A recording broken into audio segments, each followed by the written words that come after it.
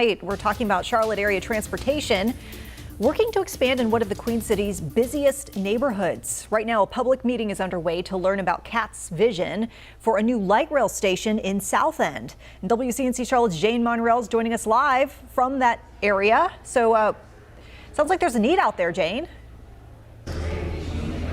Absolutely. These places filling up. This is in South End, the Urban Design Center, and it was about 5 years ago that city leaders and CATS realized South End's industrial area was giving way to more dense housing and retail spaces and determined this need to create a new rail station, which they're now presenting to the public.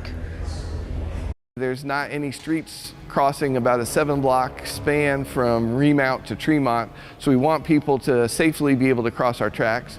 And that will improve both the safety and the connectivity.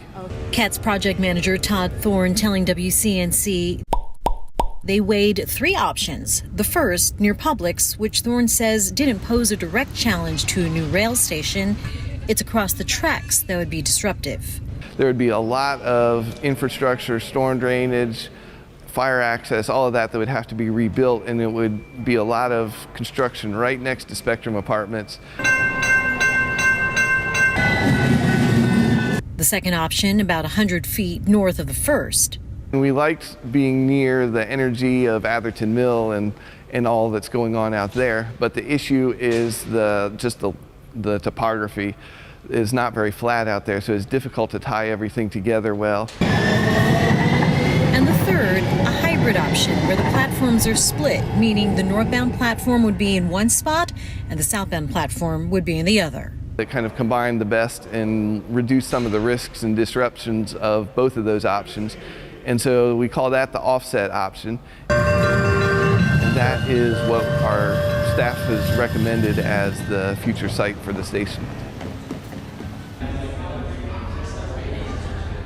And Thorne says funding is coming from, in part, leftover money not spent on the Blue Line extension, as well as private partners.